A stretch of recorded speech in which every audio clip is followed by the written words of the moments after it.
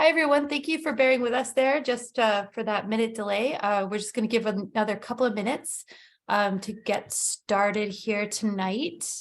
Of course, I'm here with Jane O'Neill, who is our wonderful art historian who comes online with us every month.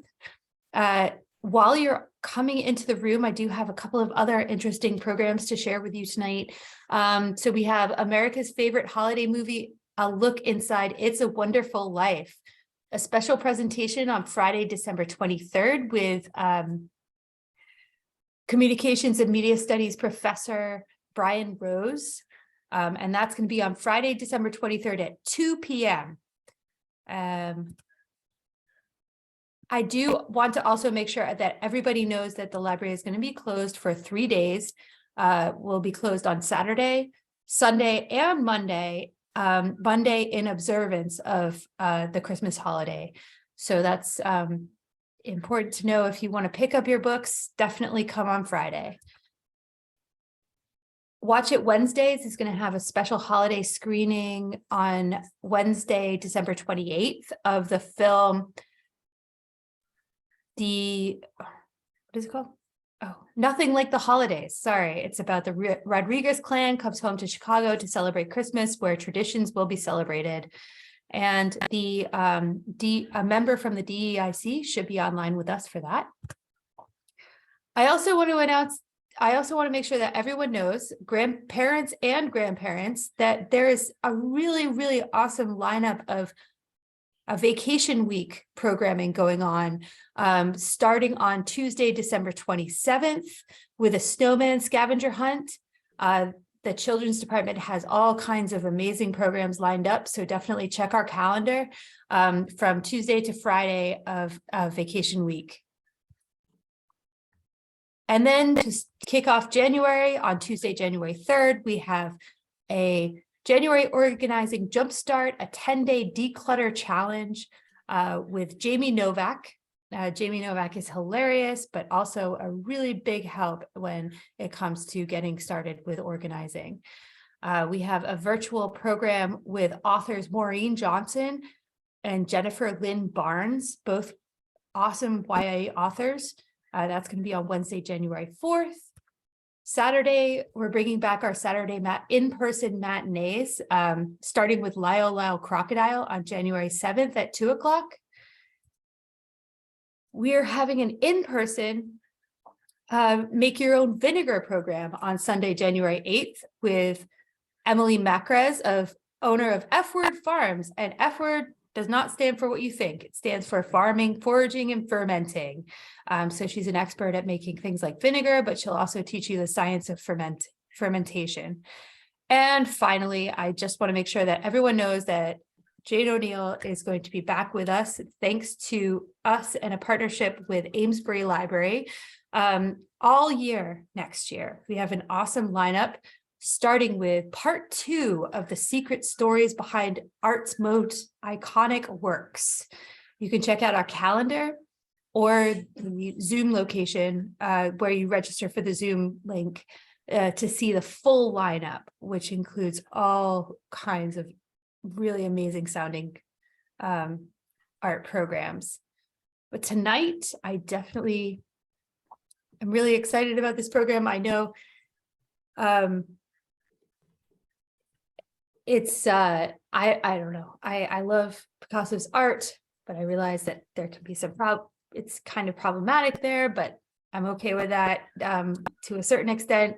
But we're gonna learn about Picasso tonight. If you haven't attended a program with Jane O'Neill before, Jane O'Neill is the founder of Culturally Curious, an arts education consulting firm specializing in art appreciation programs. She curates and delivers programs throughout New England and beyond. She holds a master's degree in history from Boston University and a master's in education from Harvard University. Born and raised in New Hampshire, she has worked at some of the state's most esteemed cultural institutions, including the League of New Hampshire Craftsmen, where she served as executive director, and the Currier Museum of Art, where she held the role of senior educator. Jane has also taught at the college level for more than a decade, most recently at Southern New Hampshire University, And for more information, please visit iamculturallycurious, all one word, .com. Tonight, she presents art on Picasso's Women. Women have served as important collaborators and muses throughout the history of art, and that is especially true for the most celebrated artist of the 20th century. Learn more about the women in Picasso's life and how his visual innovations often reflected his relationships. So thank you again, Jane, so much for joining us tonight. It's my pleasure, Jess. Thanks so much for having me. And thank you everybody for taking time out of your day to learn a little bit more about Picasso. You are in for a treat over the next hour. There is a lot to discover here. I think you'll probably see some of your favorite Picasso paintings and maybe learn a little bit more about the sort of scandalous and controversial aspects of this famous artist's personal life. He did say, "To my misfortune and maybe my delight, I place things according to my love affairs." So everything that we're going to look at tonight really lines up with a couple of these major relationships that he had. Now, Picasso once said there are only two types of women: goddesses and doormats. And we'll see how that plays out for him and the women that he was involved with. We are going to focus on, I believe it's 5 major relationships tonight. 2 of those women were driven to mental breakdowns, and 2 of them ultimately took their own lives. So we are in for a lot of salacious details and often very heartbreaking details. But let's place this into some context first of all, and we will get back to that gorgeous image on the title slide in just a little while. But a little bit of context. When we think about the history of art and the art world in general, we oftentimes have this romantic notion of the artist's muse, this traditional notion of a male artist that's inspired by the stunning beauty of a female model. This is a painting by the French artist Ingres, and it's his romantic idea of the Renaissance artist Raphael with a woman who served as his muse. Here she is sitting in his lap, while at the same time he is studying this painting that he is making of her, where she is sort of revealing her breasts to us, the viewer. Over here on the right, a man who needs no introduction, another titan of the 20th century, Andy Warhol, gazing adoringly at Edie Sedgwick. Most often, when we think about the artist and the artist's muse, it's a notion that's coded with the idea of a love affair, or at least in the case of Andy Warhol and Edie Sedgwick, at least a very loving relationship between the artist and the model. So sometimes that is, skipped ahead. Sometimes that is, that becomes a little bit more complicated depending on who the artist is. So for example, the French Impressionist artist Edgar Degas had a really complicated relationship with women, to the extent that a fellow Impressionist, Edward Manet, said Degas was incapable of loving women. And I think for an artist who's so famous for painting ballerinas and nude bathers, you can see that sometimes, I mean, he cuts off the heads of his ballerinas, as you can see over here in his portrayal of the orchestra from 1870. And over here on the right, when he's doing a pastel of this bather, he's asking his model to hold a really uncomfortable pose for a very long time. So how does it really play out for an artist and his models or his muses when he might have kind of a complicated relationship with women or with his muses in general? And that brings us, of course, to Pablo Picasso. This is a painting that's in the collection of the Wadsworth Art Museum in Hartford, Connecticut, one of my favorite little museums on the planet. This was painted in 1934. We'll be getting very familiar with this muse in just a little while. Here we can see an artist at his canvas here portraying this woman who's in front of him. And he's obviously created all of these distortions and elongations. I remember reading the label in the Wadsworth just a few weeks ago that they called these sort of erotic elongations as well. So we'll be able to judge for ourselves whether we think that there is a fondness kind of encoded in some of the innovation that Pablo Picasso came up with during the 20th century, or if there's something else going on there. But first, let me give you a sense in terms of how we're going to move through the material over this next hour. Don't you just love this photograph of Pablo Picasso? Feel like we're going to have a little bit of pillow talk with him over the next hour. It's very intimate. So we're going to get started with an introduction to the artist, and then we'll work our way through these major relationships that he had, and finish up with an epilogue on sort of where things stood with all of these important individuals here. All right, so I've given you a little bit of a preview. Things don't end well for a great number, the majority of his lovers. I will say that one of his biographers, a historian by the name of Patrick O'Brien, observed Picasso's feeling for women oscillated between extreme tenderness on the one hand and violent hatred on the other, the midpoint being dislike, if not contempt. Let's see how this plays out. So let's get started with an introduction to our artist here, an introduction to probably the most famous artist of the 20th century. We can see him standing here in a photograph in his studio in Cannes, France in 1956. Pablo Picasso, it's safe to say, was the most dominant and influential artist, especially of the first half of the 20th century, if not the entire century. And his work really came to define modernism for the entire globe. So along with Georges Braque, we know he pioneered Cubism. He also invented collage and made major contributions to symbolism and surrealism. We'll be seeing a little bit of this along the way tonight. He was famously charismatic, and his behavior, in particular, his relationships with women, came to embody this kind of bohemian notion that we had of artists working in our popular imagination. Really, he sort of embodies this modern notion of a bohemian artist for most people. Though he passed away nearly 50 years ago now, Picasso continues to be one of the most bankable artists on the planet. Since his death in 1973, he's been the most reproduced, the most exhibited, the most stolen, and the most faked artist of all time. That's quite an impact. Now, he one time compared himself to being King Midas. Everything he touched turned to gold. And that may be true for his art. We'll see how that plays out for the women in his life. Now, this is a little bit facile, but we're on limited time tonight. So we're just going to get a sense in terms of Picasso's incredible innovations over this long life and long career that he had. These self-portraits span the age of 15 all the way up to the age of 90. We can see that he worked in a variety of styles. He actually worked in a variety of media as well. And it's this long career that stretches for about 75 years. And we can see that he was inventive and remarkably prolific throughout his life. Here is a photograph of young Pablo Picasso alongside a portrait that he created of his mother when he was just 15 years old. Now, Pablo Picasso was born in Spain in 1881, and he spent most of his life in France. He was about 7 years old, about how old you see in the photograph over here, where he looks remarkably confident, am I right? When he started to receive his formal training from his artist father.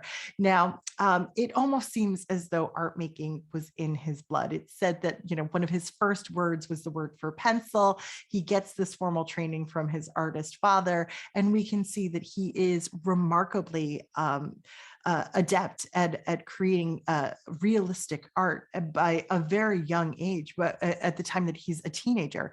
Picasso's mom was emphatically supportive of her young son. She once said to him, "If you are a soldier, you will become a general. If you are a monk, you will become a pope." And Picasso said, "Instead, I was a painter and I became Picasso." So there's no shortage in terms of confidence and ego in the family. Now, let's turn our attention to what happened happens after Picasso leaves home. By the time he's 20, he's living in France. He's gravitated towards the sort of the center of the art world. And he starts this blue period in his career where he was incredibly poor and incredibly depressed. It wasn't that he was so poor that he could only afford one color.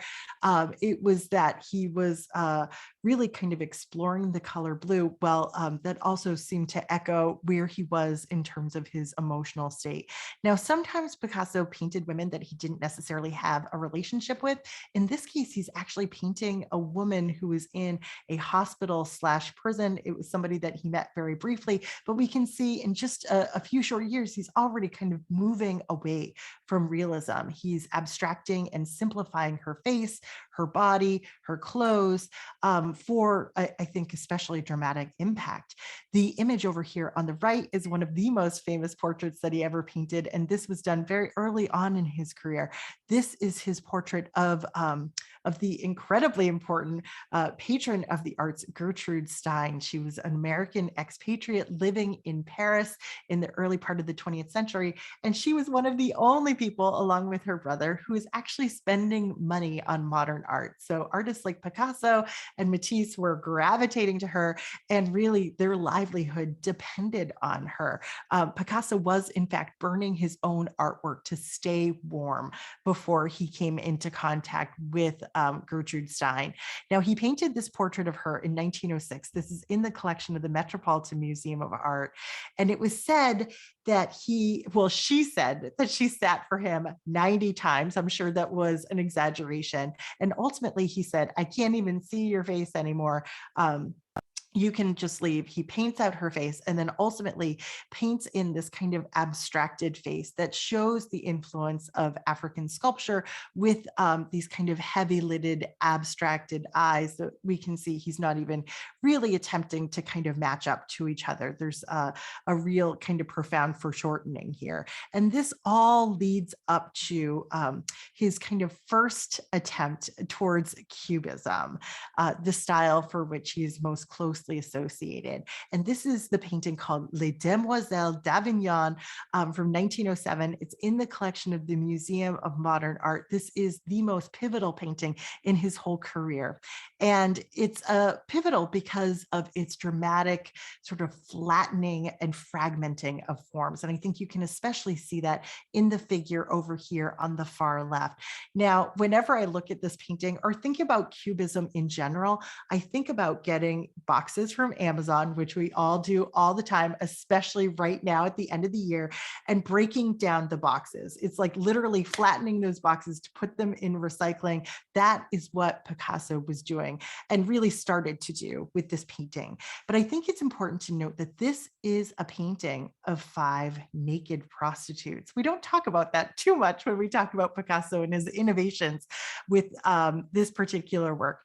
He is not rendering them as sensual or beautiful. He's hardening them and he's making them kind of terrifying. He's put 2 of them in these abstracted sort of African mask-like faces over here. It should be noted that Picasso's own sexual experiences started in brothels when he was a very young man, probably around the age of 13 years old. Like his father, he began going to brothels just about every week right after, unbelievably, Catholic Mass.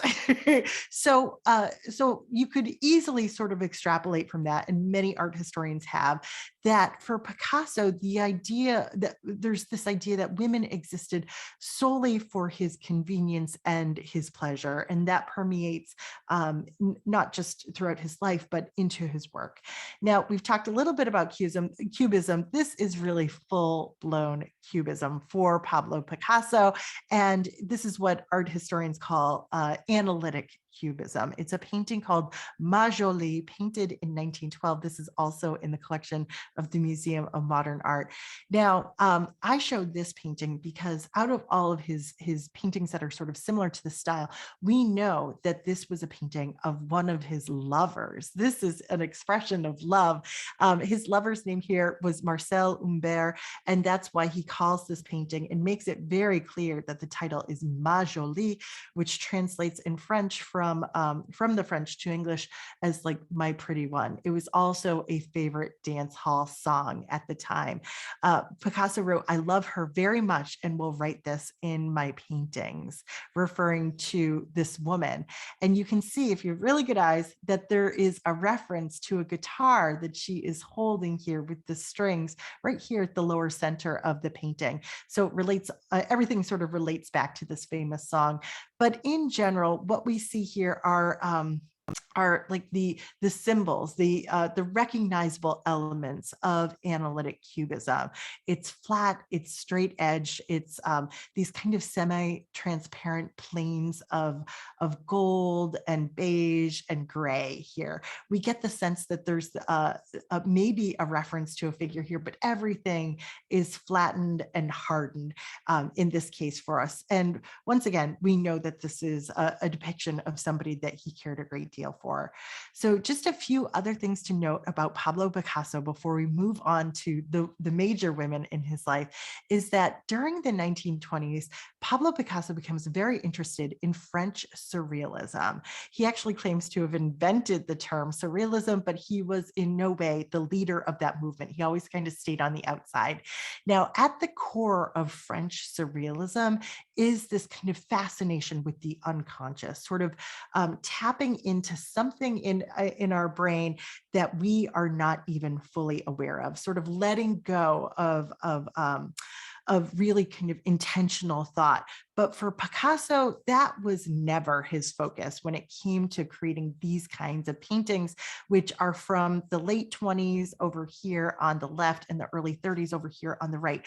For him, surrealism was less about the unconscious mind and more about distorting reality and creating opportunities for these images that were really imaginative responses to the real world. The only thing that I think he really takes away from French surrealism is that there's this kind of anxiety around sex for the French surrealists. So oftentimes we'll see Picasso really distorting nude women and sometimes making them resemble like insects or birds or something like that. These two images in particular, I think, have a lot of anxiety around sexuality. You'll notice that the face of this figure is kind of distorted. Her nose is elongated and sort of stretching to the left over here. Her mouth is turned sideways.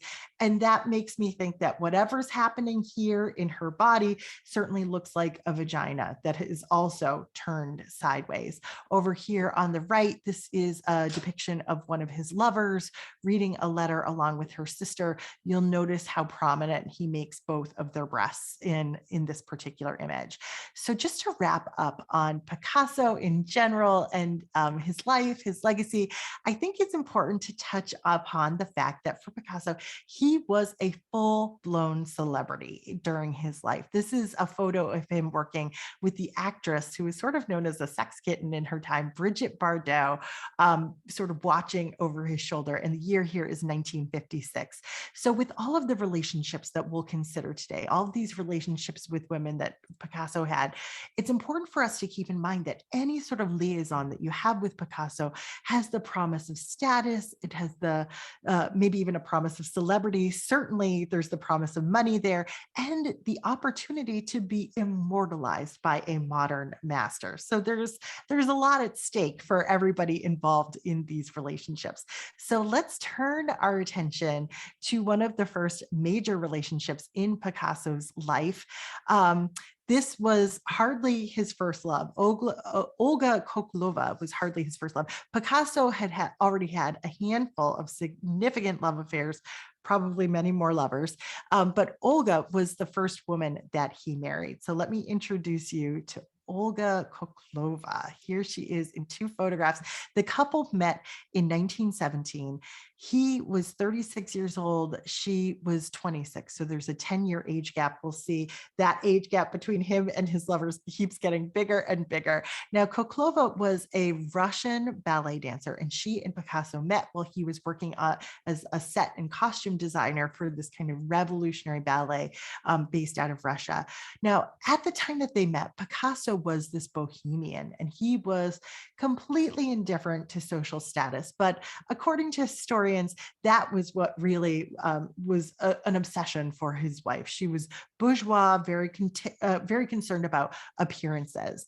And of course, she begins to appear in his artwork almost immediately. And over the course of the next 2 decades of their lives together, she appears in a variety of forms, sometimes almost in a quasi-religious way, and other times we'll see greatly distorted. But I think what's important early on in Picasso's relationship with Koklova is realism. They set up a life together in Paris, and at first their marriage is a happy one, despite the fact that they have kind of different opinions about how to run their lives.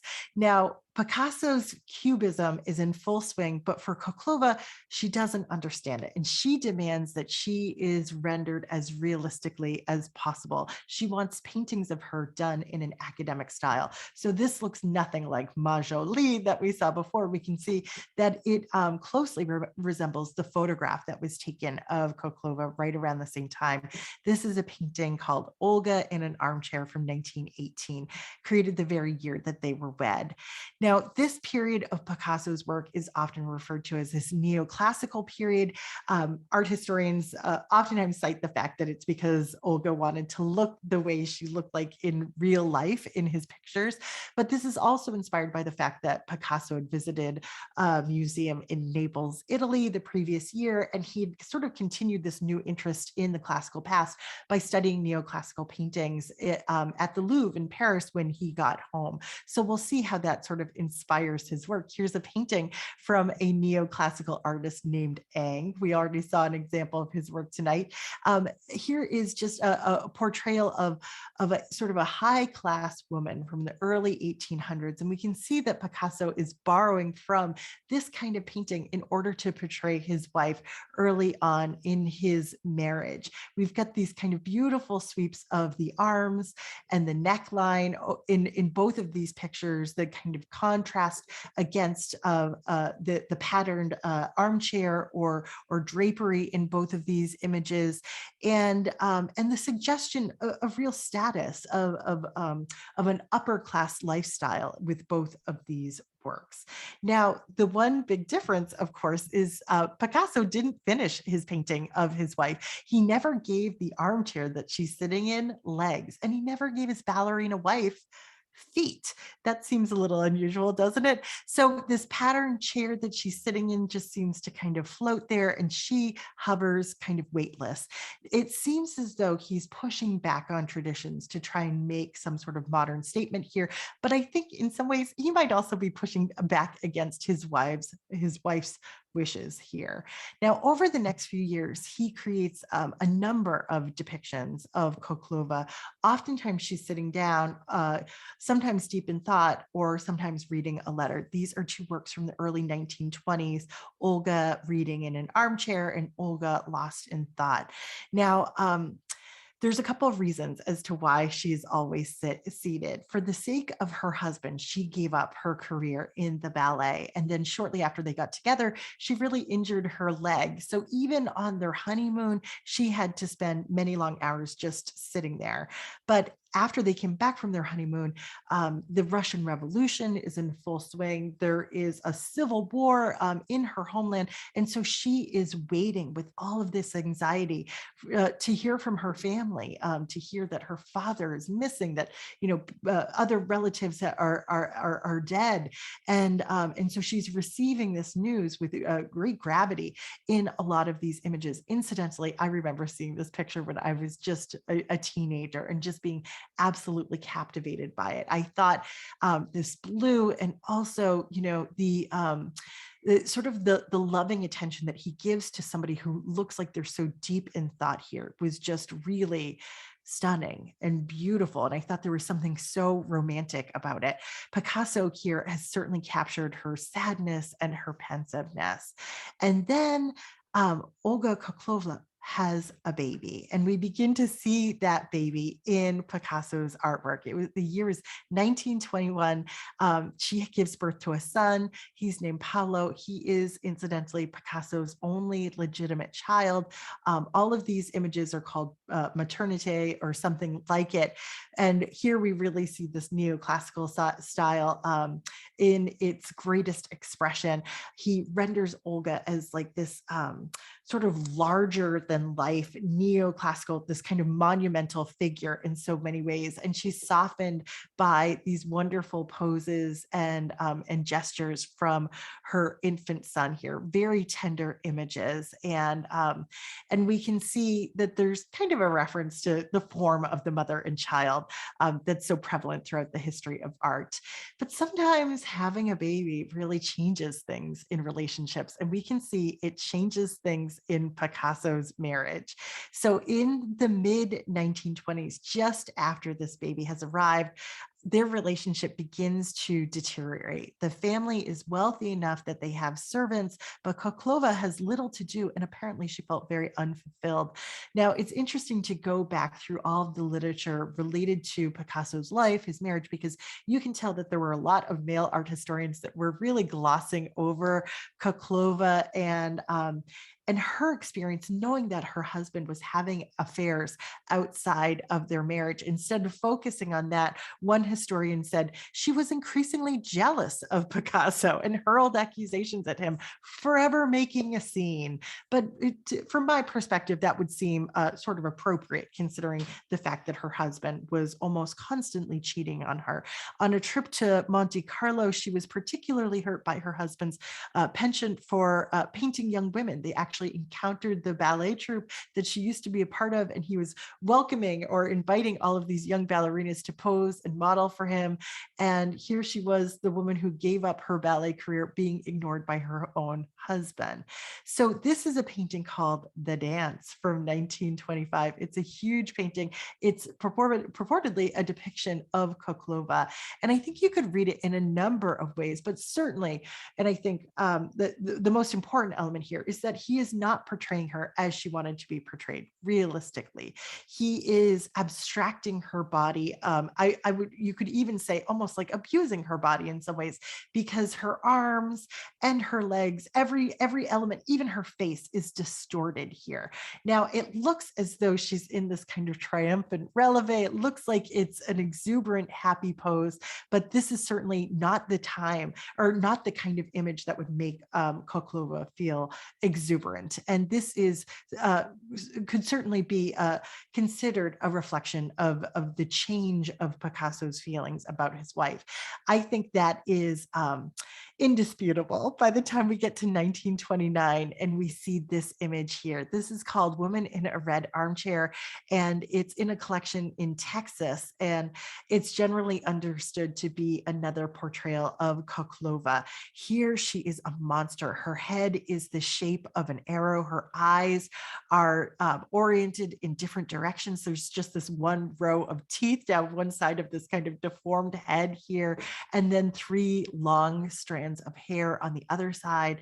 Her breasts are simply these tiny triangles pointing up at her face. For Picasso, his wife's jealousy, her reaction to his unfaithfulness was unfathomable to him. And it conjured up in him a contempt for her and maybe for women in general. So what happens next? It was said that, Picasso says, it must be painful for a girl to see in painting that she's on the way out. And I'm sure for Koklova to look back a decade earlier and see how her husband painted her when they first fell in love and how he was painting her now must have been almost like a psychological trauma for her. So if she's on her way out, who is on their way in? Young Marie Therese Walter, and she was young. She was 17 years old when she met Pablo Picasso. She was 29 years younger than the artist. They met in 1927.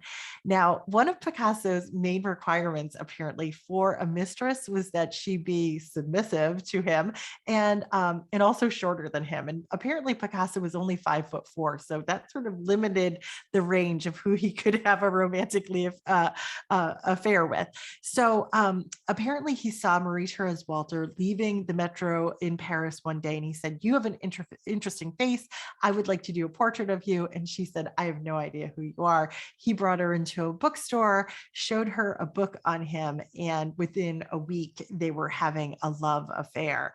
At this time, Picasso's son is 5 years old, and supposedly Koklova, his wife, would not know about this affair with Marie Therese Walter for about another 8 years. I kind of find that hard to believe. So historians say that Marie Therese Walter, who we see here, was perhaps the most enduring love of Picasso's life. She was the only woman, apparently, that made him truly happy. She's known as his golden muse. She was young. Like I said, she was submissive. He saw her as sensual, voluptuous, and here you can see from the photograph that she was athletic. She has this kind of promise of youth in her and a lot of positive energy. So what did his paintings of her look like? Aren't these gorgeous? These are these beautiful paintings inspired by Walter from the early 1930s. He always painted her with these kind of gentle round shapes, these kind of swooping lines, very confident lines, and these soft colors, these lavenders, offset oftentimes by this bright green over here. I think these paintings are just absolutely stunning. As one art historian put it, to Picasso, the sleeping Walter is free of constraint. She's an object of passionate desire and a living dream of the dewy intoxication of youth. In repose, Walter emanates serenity and calm, and it's with her that Picasso is said to have experienced true domestic harmony. So a lot is going on in his life that is very good. He's infatuated with her like a teenager. Apparently, he even started carving their initials secretly into some of his paintings. This is a painting called The Dream by 1932. Marie Therese Walter once said, "He told me that I had saved his life, and I had no idea what he meant." So clearly, this affair and the intensity of it was something that was really powerful in his life, and I think you can see it making its way into his art, particularly in the 1930s. She becomes much more conspicuous because, and his depictions of her are much more sensual. Here she is resting, her eyes closed, and a breast exposed in this beautiful red armchair. Once again, all these sort of swooping sensual lines here. We are a world away from that red armchair that he depicted his wife in just a year or two earlier. So Picasso essentially outs his affair with Marie Therese Walter by 1932. This is a painting called Nude, Green Leaves, and a Bust. And we can see over here on the right, Picasso standing in front of that same painting. All of his works of Marie Therese Walter were exhibited at the end of 1932.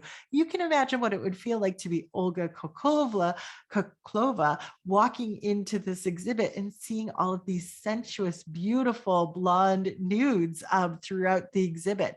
And these pictures are so erotic, so grounded in their sensuality. For Picasso, his connection to Walter is really about the erotic, not about the cerebral. Apparently, Marie Therese Walter was very smart, but she wasn't necessarily an intellectual. This was a man who had a very physical relationship and physical connection to this young woman. Incidentally, this painting that we're looking at here sold for roughly 120, or the equivalent of $120 million of today's money back in 2010. And for a very brief time, it was the most expensive painting on the planet. I think it is an absolutely gorgeous painting at that too. So things begin to change for Walter and Picasso too. Marie Therese Walter gives birth to a child, Picasso's next child, who's nicknamed Maya. The year is 1935. This is Maya, just a few months old. Here is Marie Therese this, Walter nursing Maya over on the right. And at this time, Picasso is already seeing several other women, but he does sort of remain true, or his truest, the truest form of him, to Walter and this baby. He regularly sees them. Actually, he typically sort of installs them in an apartment and sees them regularly throughout the week.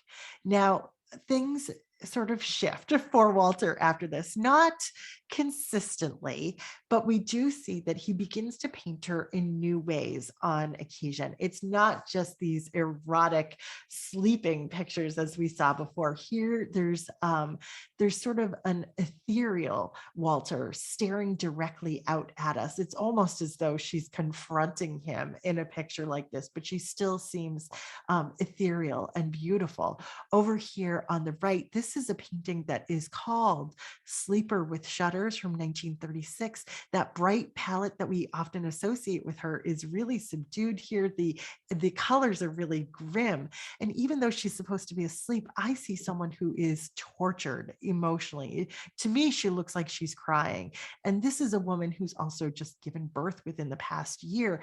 So all of these nudes, the exposed breasts that she's been depicted with over the past few years, now we see exposed breasts that are like functional breasts of a young mother here. Everything is changing in their relationship. Picasso said this was the worst time in his life. At this point, his wife Olga is aware of this affair with Walter, but she's unwilling to give him a divorce. And so you can imagine Picasso feels stuck, Marie Therese Walter feels stuck, and yet he still has these other women in his life. Apparently, Walter put up with it because she felt like he loved her the best. So let's check in with another woman here. Who else was in Picasso's wife?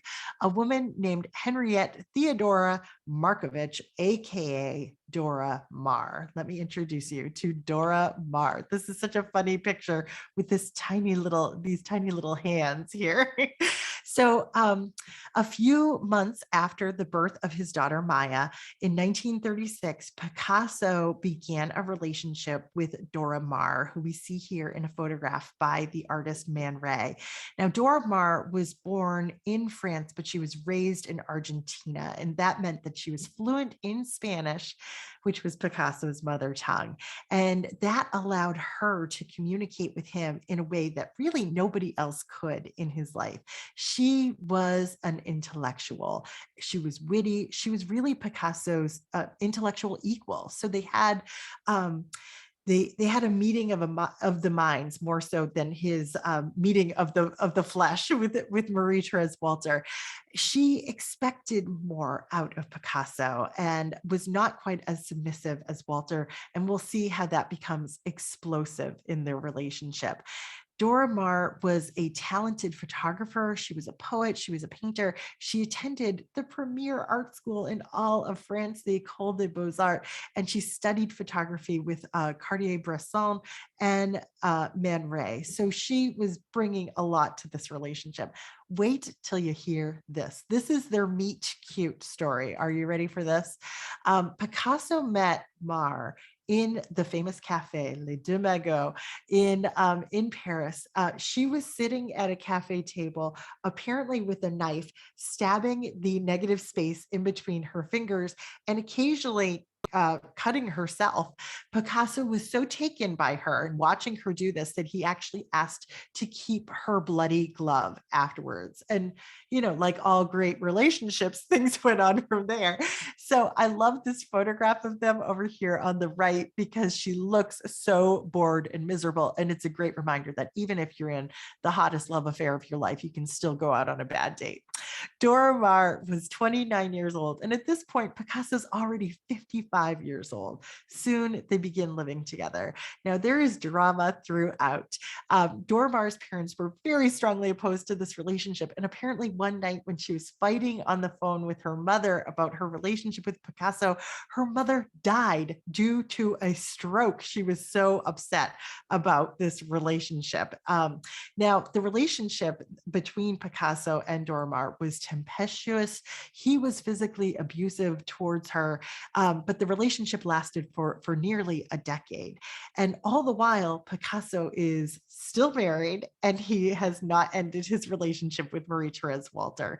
So a lot of drama in the 1930s, to say the least. And we see it play out visually with his paintings of these women. Now, all of these romantic entanglements proved to be very fruitful for Picasso's artistic career, but they were emotionally wrenching for the women in his lives. Now, these portraits of Walter over here on the left and Dora Maar on the right were both done in 1937. They are alluring and fascinating abstractions in their own right. Walter is still all of these kind of sensual, cool curves that we saw before, and these kind of soft and sweet lines and colors. Dora Maar appears a little bit more mature, perhaps a little more self-possessed. We always see her with her, well, we almost always see her with her fingernails painted. So it gives her this kind of jagged edge. And of course, Picasso would be interested in her fingers after that, the way that they met there, right? So we can see with both of these portraits, he is painting them sort of in profile and frontally at the same time. He's kind of compressed those two perspectives into one face here. It's not necessarily the most flattering way to paint the loves of his life, but it's certainly innovative and really interesting. Things quickly shift for Dora Maar, as we can see over here, or at least the way Picasso paints her quickly shifts. She becomes prickly, she becomes wailing. She's literally broken up by all of this cubist faceting that we see over here. There are these sharp angles to her. Picasso uses all of these jagged lines to portray her in stark contrast to Marie Therese Walter, who is still voluptuous and curvy over here on the left. And of course, she is weeping. She becomes known as Picasso's weeping woman. It seems as though she's crying over Picasso's apparent callousness towards her. This is his intellectual equal, and he's shattered her. She is this sobbing, wretched mess in his pictures. So it's almost as though he's intimidated by strong women in his life. He resents his dependence on women, and so he's trying to overcome it in the form of dominating them. And at least he's doing that with Dora Maar visually. We can see that he goes back to this motif of the weeping woman again and again and again over the next few years. And it seems like the documentation of this completely tortured, toxic relationship. It's chilling to me to think about causing this kind of pain in another human being, and then sitting down and thinking, I'm going to capture this on canvas or on paper. It's even worse to distort their suffering into something that's so terrifying to behold. And Dora Maar admitted, she said, he used me till there was nothing left of me, nothing but the hundreds of portraits he painted. She didn't like any of them. And she said, all the portraits are lies. They're Picasso's, not one is Dora Maar. And this leads us up to Picasso's, probably his most famous painting, and that is Guernica. His 1937, his massive mural. It's about 26 feet long, and it's the portrayal, or sort of the aftermath, of the Nazi bombing of this small Spanish town.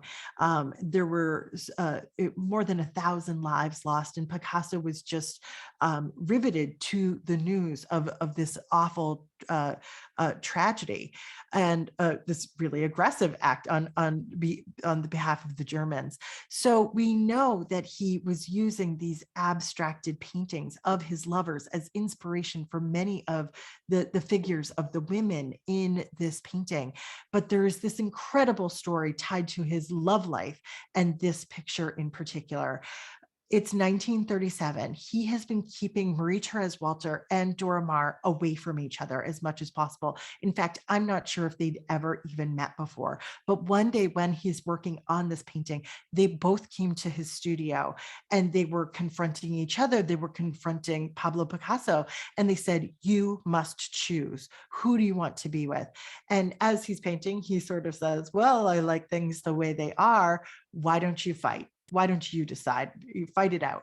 And apparently these two women began to wrestle in front of this monumental picture of war and the devastation of war. And what makes it even worse is that Picasso recounted this to a later lover and said, this memory of these two women fighting over him was one of his choicest memories. Unbelievable. He actually documented the whole thing in another picture, which is called Birds in a Cage from the same year. And he is showing in this picture that the blackbird, which is Dora Maar, overcomes the beautiful white bird, which is Marie Therese Walter. So the black dove wins, and Picasso spends more time with her following this. That's not really good for Dora Maar in the end, as we'll see.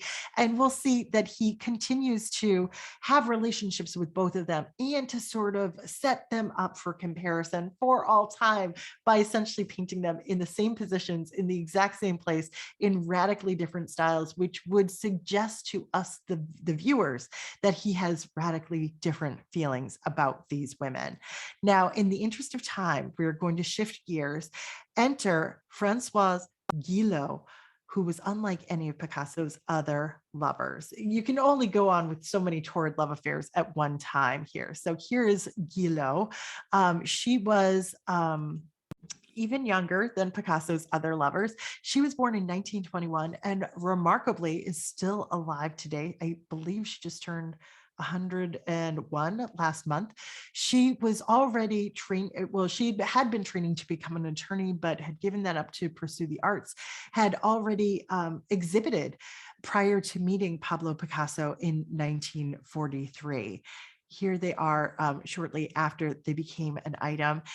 Guillot was 23 years old when she met Picasso. He was 62, and apparently he wooed her for months, and ultimately she surrendered her virginity to him, at least according to one historian. Now, despite her youth, we're going to see that Guillot had a different dynamic with Pablo Picasso. You might even say that she refused to play the role of vulnerable lover. So his portrayals of her are really something different. Early portrayals of Guillot show this kind of lyrical idea of an intelligent and engaging sort of ethereal beauty here. She has this massive loose mane of swirling hair. She almost appears like a sorceress here. Certainly she's an enchantress.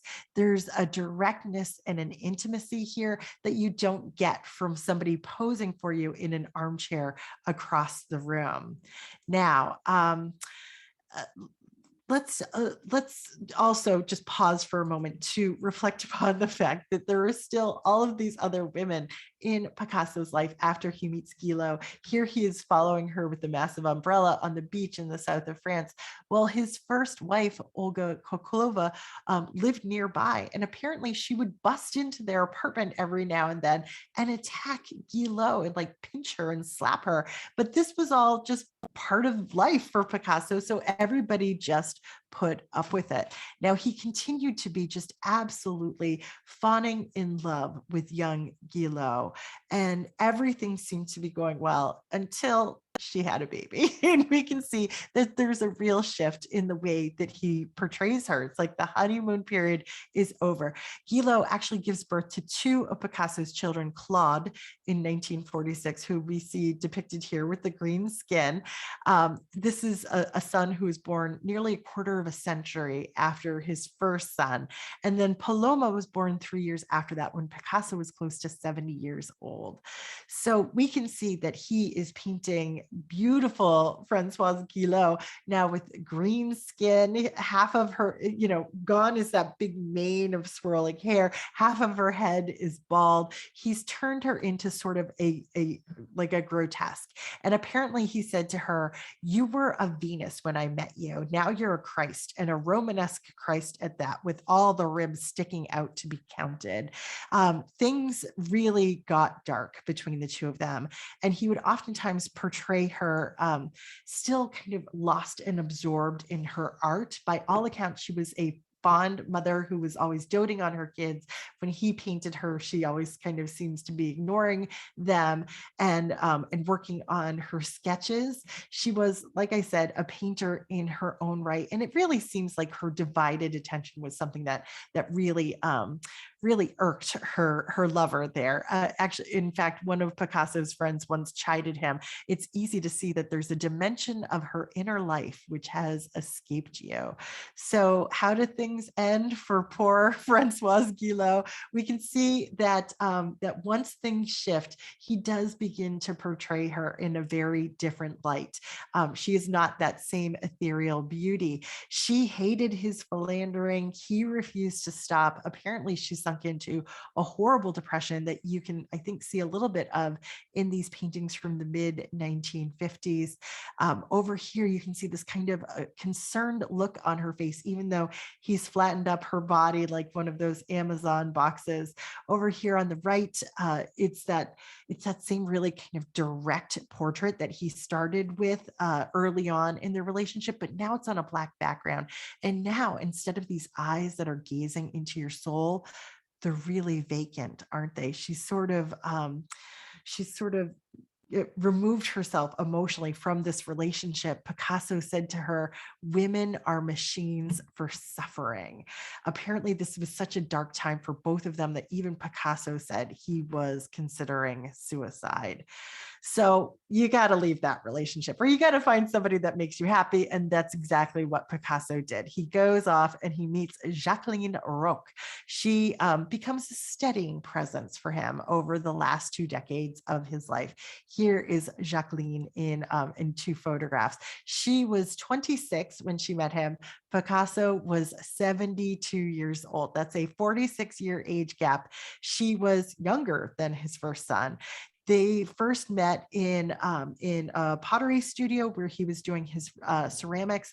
Apparently, he tried to woo her for some time, bringing her a rose every day. He drew a big chalk dove on the side of her house, and then once Olga Koklova, his first wife, passed away, and Jacqueline Roch was finally divorced, that is when she and Picasso were wed. Now, he did continue to pursue other women outside of his marriage, at least initially, but she warned him that if one day there is another muse, I'll congratulate her. I'll send her flowers, but I'll be out the door. And from that point forward, Picasso didn't paint another woman again. And you'll see that that Roch exacts a lot of control over his life and his contacts. Now, they had a stormy relationship. There were separations and reconciliations over the time, but she remained loyal to him to the end. So he always sort of develops a new style, or at least a new way to depict the women in his life. He, at least initially, shows Roch as sort of Sphinx-like, right? She's got this super long neck. He sort of exaggerates her Greek nose that we see over here, and he portrays her more than any other woman in his life. In 1 year alone, he painted 70 portraits of her. So basically, he's sitting down every week and making a portrait. More so than every week. With Roch, you get this sense that she is alert. She's looking out for other women, maybe, but she's there to protect him. And that really was one of her biggest goals all along the way. It's almost as though he found somebody who was as beautiful to him as Guillot was, but he turns her away. She's not as obsessed with him. She's obsessed with protecting him. That's what he gets with Roch. And with this long time that they spend together at the end of his life, at the end of his career, he sort of cycles back through everything that he's done over this long career. And he does some remixes. This is a very realistic portrait that he does of Roch. It sort of reminds me of those realistic portrayals of Olga Koklova that he started with in the 19 teens. But he starts, like I said, sort of remixing some of his greatest hits. And with these portraits of Roch from the 1960s, you sort of get like reminiscences of Walter, or maybe a little bit Dora Maar, with like these swirling patterns, these soft lines here, the distortions in the face. You almost always know that it's Roch, though, because he makes this prominent nose that that goes all the way up the entire forehead for her. Now, this is This is sort of mean, but some art historians read into the fact that Picasso paints Roque with his beloved dog Kabul several times, and of course we think of dogs as being loyal, and so perhaps he chose to portray her with the dog because he felt like maybe he was being loyal, but I think it's really that Roque was so loyal to him. In fact, Picasso once said, "She's made something of a religion out of me." She would kiss his hand. She would actually call him her God. Notice in these pictures that instead of compressing two different perspectives of the same face, it's as though he's sort of flattening out the face here, and it's almost as though we're seeing two faces combined in some of these paintings. As we get towards the end of Picasso's life, we see a little bit of this isolation playing into his paintings. This is a picture called The Kiss from 1969. This is at a time when he and Roque are essentially not seeing other people. His life is so carefully controlled. We can see the couple pressed together. This is most certainly a self-portrait of Pablo Picasso. Notice that he is twice the size of her. Notice that he is distorting her and really exaggerating his own face and facial features here. So you could maybe think of this as like a passionate embrace. Maybe you think of it as tender. Maybe it's serene. Maybe it's something else. I sort of see it as something else. In any event, Picasso dominates this picture. It seems to be all about his desire, his thoughts, his needs. So let's wrap up with our epilogue for tonight. What happens to his first wife, the first lover that we touched on? This is a portrait of Olga from 1929. Now, they were together officially, I think, for 18 years until her death. She essentially was sent into a nervous breakdown because of all of his cheating, and she harbored a lot of ill will against him because of it. She would send him hate mail throughout his life, and even when their son Paolo becomes Pablo Picasso's chauffeur and drives around with him all over Europe, she packed her life into a suitcase and would follow them around. And as you know, she would break into his house occasionally and apparently assault some of his other lovers. So it's safe to say that his behavior sort of drove her mad. Now, she passed away due to cancer and apparently asked to see her husband as she was nearing her death, but he refused. And like I said, she passed away in 1955. Now, what of young Marie-Thérèse Walter, who we can see here sort of sleeping, lounging on a chaise lounge here with an artist portraying her in the background? This is called the Artist Studio from 1934. Picasso was really stayed strangely committed to Walter and their daughter, visiting them twice a week throughout the 1940s even. And actually in 1955, when his wife Olga Koklova died, he calls up Marie-Thérèse Walter on the phone. This is after decades of her being his side piece, really, of him cheating on her. He calls her up and asks her to marry him, but she refused. And it was really hard for her after he passed away. She didn't quite know what her role in the world was. So 4 years after his death in 1977, Marie-Thérèse Walter hanged herself at the age of 68. That brings us to Dora Maar, the weeping woman. How did things end for Dora Maar? Well, their affair essentially ended when Picasso started dating Françoise Guillot. And at that time, Dora Maar told Picasso, as an artist, you may be extraordinary, but morally speaking, you are worthless. She essentially had a total mental breakdown. Picasso paid for her to go and get psychiatric treatment, which included electroshock therapy.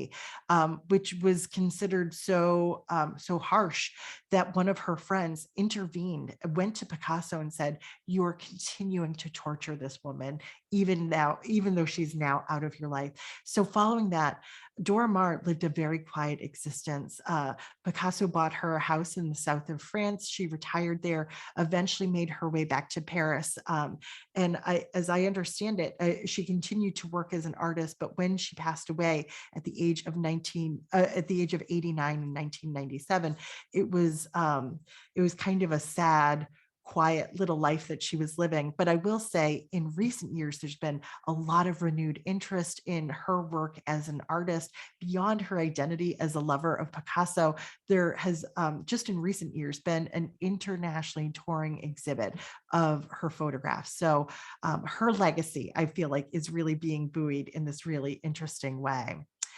The next woman we're going to sort of give the update on is Jacqueline Broke, Picasso's second wife, who remained married to him for some 20 years until his death.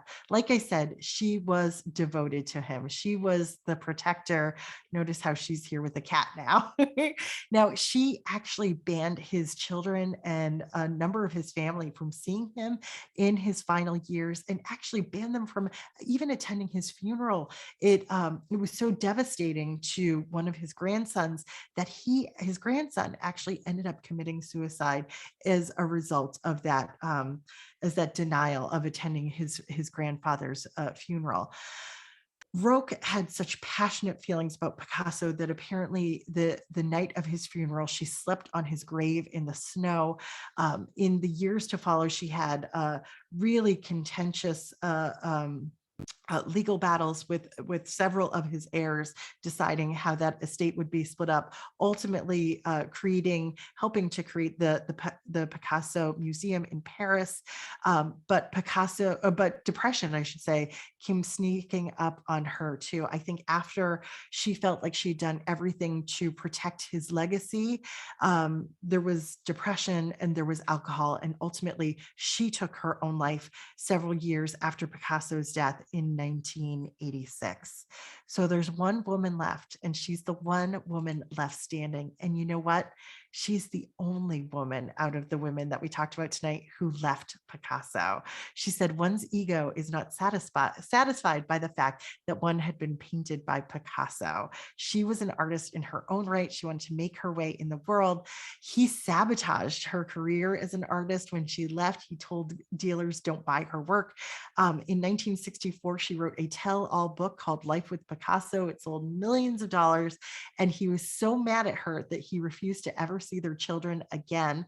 But she used the money that she made from that book to create a legal case so that her children could legally become his heirs again, because he was still married to Olga Koklova when they were born. So she went on, and she had a second act and really a third act too. She ends up marrying the creator of the polio vaccine, Jonas Salk, in 1969. And just to give you a sense of Françoise Guillot, she was at a cocktail party once, and somebody asked her, what was it like to have been the partner of Picasso and Jonas Salk? And apparently Guillot replied, why don't you ask them what it was like to be with me? So we end with Picasso. This is one of his last self-portrait facing death in 1972. He worked right up until the day he died, right up till 3 a.m. And we can see perhaps in the last years of his life, maybe he's not just confronting his own mortality, maybe he's even confronting how he lived his life. Who knows, right? Maybe I'm giving him too much credit. He was buried at one of the castles he owned. And to mark his grave is this sculpture that he created, which was supposedly inspired by the figure of Marie-Thérèse Walter. Like I said, she was his greatest, perhaps his most enduring love. Jacqueline Roque was also buried there according to her wishes. And so we end tonight sort of thinking about Picasso's greater legacy. When he passed away, his estate was valued at somewhere close to $1 billion in today's money. So we can imagine that there were a lot of people involved who wanted a stake in all of that. There were a lot of women along the way who inspired his work, who inspired his creativity. Tonight, we got to appreciate their stories, their contributions, their suffering too. I hope we've come away with a better understanding of Picasso's work and the vital role that these women played in its creation. So I will end there for now, and I welcome your questions or comments about Pablo Picasso and the women in his life. I'll start going through these questions in the chat here. JD says, Les demoiselles standing up against the wall, are they looking down on them laying down on a bed? Or are we looking down on them or laying down on a bed?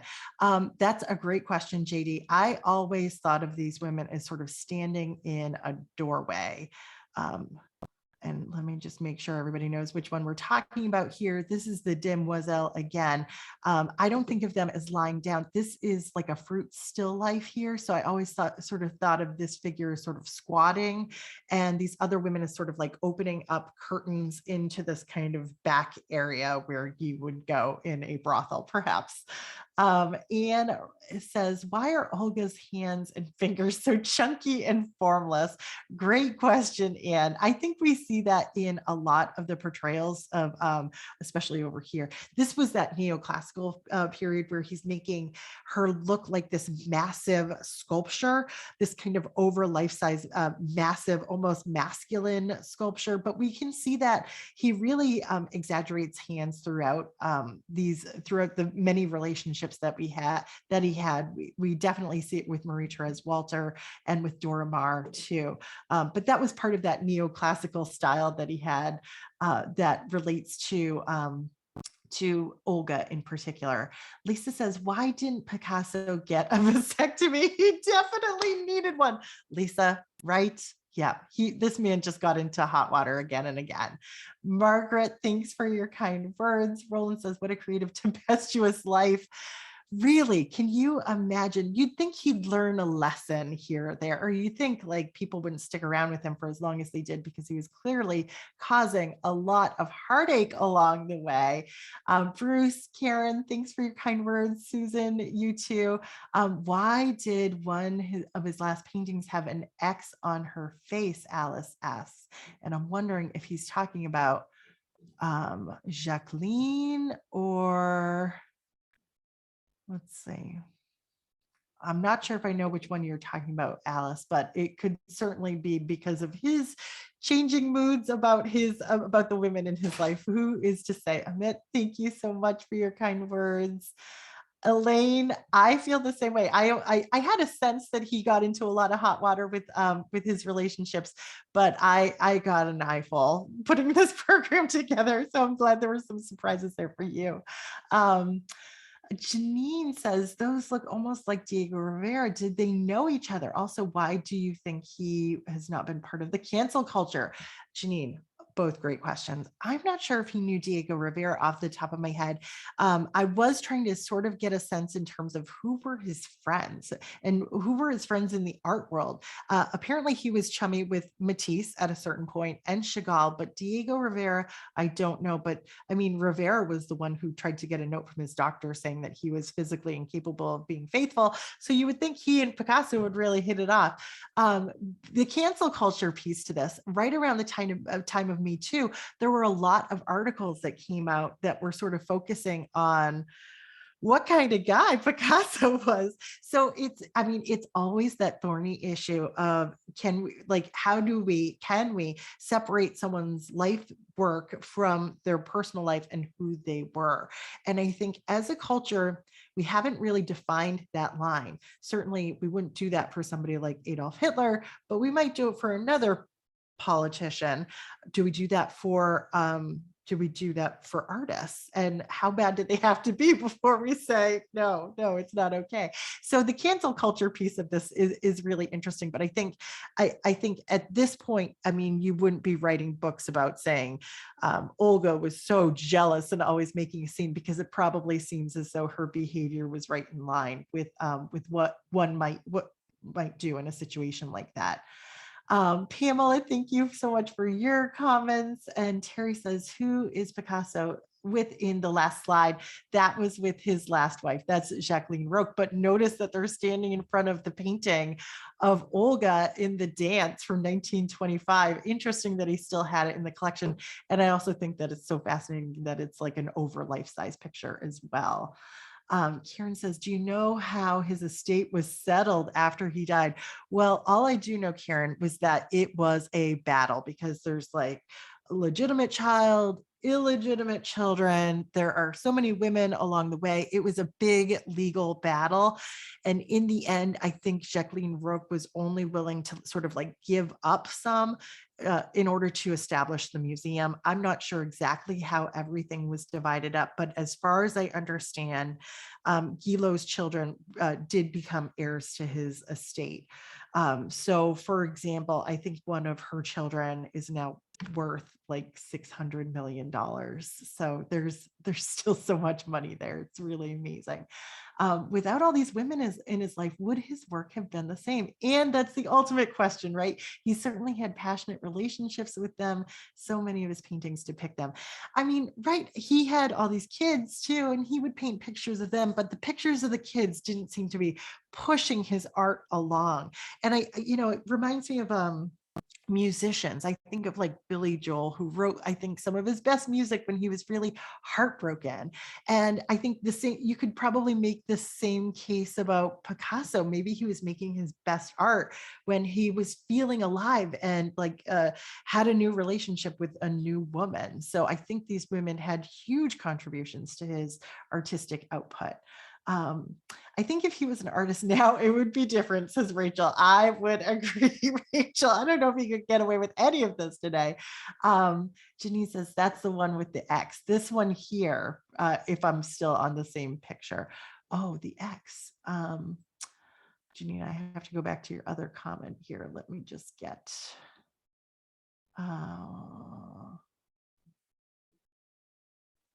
Sorry, I'm a little discombobulated. I forget what the question about the X was.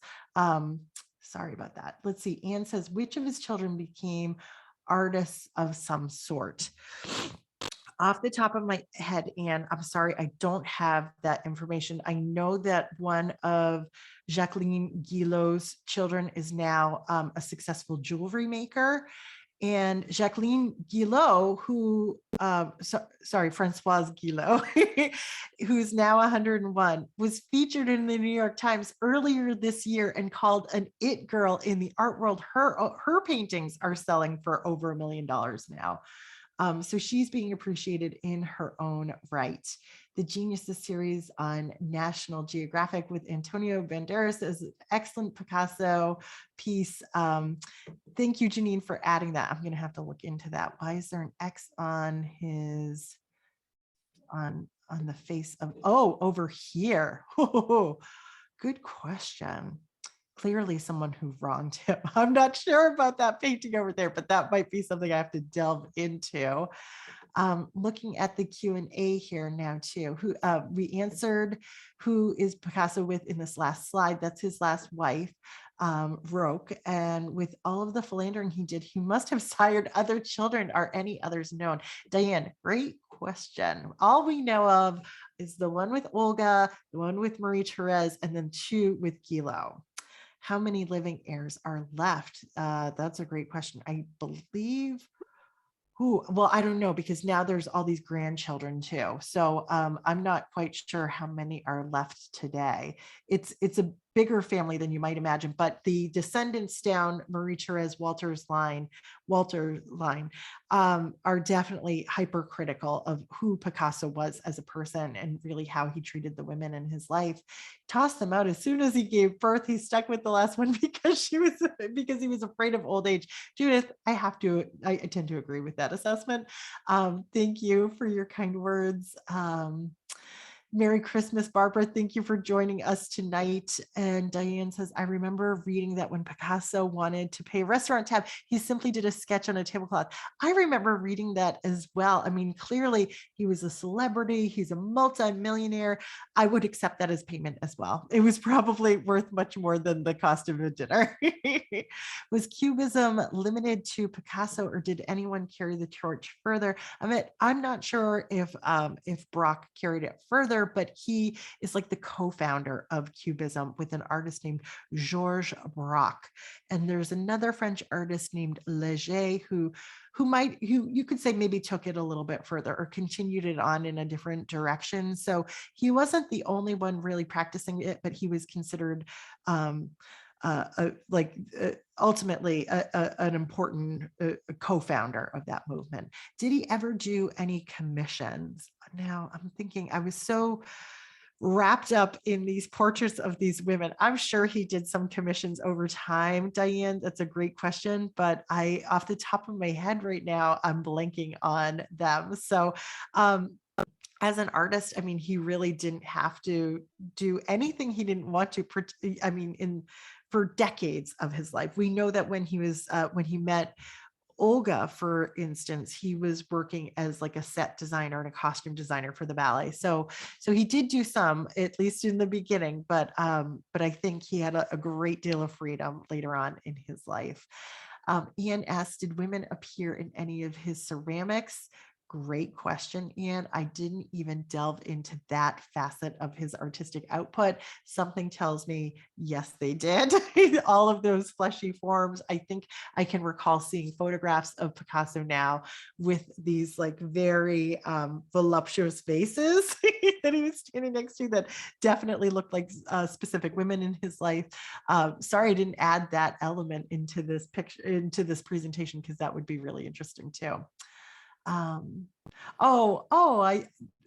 really appreciate that you liked this one. I think it's always fun to add in this personal element. Sometimes artists have got some really juicy stuff like this, and sometimes their lives are a little bit boring. So this was fun to really delve into the artist's life. Also, Juan Gris, JD adds, as another major cubist, thank you so much. Did Picasso do any portraits of men? He did many portraits of men.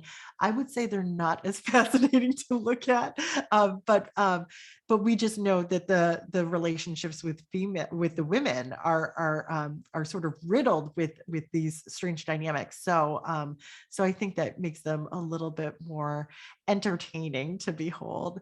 Laura asked, did he mostly do paintings of women? For the most part, he really gravitated towards young, beautiful women, as you can see. So even towards the end of his life, even after he met Jacqueline Roque, he was painting young, beautiful women. One of them in particular, her name is escaping me. She's known as the girl with the ponytail, Sylvette David. He did many portraits of her. She had this sort of high ponytail, beautiful young woman, but he never had a sexual relationship or romantic relationship with her. So that's where the inspiration was. Did he mostly paintings of women? What else did he do? Well, I think we have a good sense in terms of how he spent his free time, but yep, it was mostly art about paintings. And I mean, his artistic output was so expansive. It's hard to touch on everything tonight, but I appreciate all of your interest, all of these great questions. Chelmsford, you continue to be like this incredible community of art lovers, and I so appreciate your interest and your curiosity tonight. Thank you so much for being with me through all of this. Oh, well, we really appreciate all of your time, all of your extra time online tonight. The photo of him with rolls in his fingers shows he had a playful side. Other examples? There is this great photograph of him sitting at a table with like these big French croissants that look like they're big hands. I wish I had a picture of it. It's a great photograph. Are there other examples of his playfulness? That's a really good question. One of the things I sort of stumbled across in preparation for tonight's program was just these advertisements that he was looking at. I think it was in the 1970s, even maybe the 1960s. And he would just they were like they were advertisements for like women's clothing or perfume or something, but with like really elegant women featured in these photographs. And he would just do these little elaborations, these little drawings on the photos and make them kind of silly and playful. So I think there was kind of a fun side to his personality. That's a great question. Was he possibly the first rock star in art? Maybe, maybe. I mean, because Like to like within his yeah, lifetime. yeah, I think you could say that because I mean, before the 20th century, we didn't really have mass media. Our other Right. artists couldn't be appreciated in this way. He certainly opened the door for Andy Warhol, right? Right. Right. Yeah. Yeah. Well, thank you so much, Jane. That was a wonderful talk. And as always, I will send this chat, I will send everything out tomorrow. And thank you all so much for your great questions. And I really appreciate your time, Jane. It's We'll see you always a next pleasure. time. Thank you so much. We'll see you in January. Bye, everybody. Happy holidays. Take Happy care. holidays. Good night. Good night.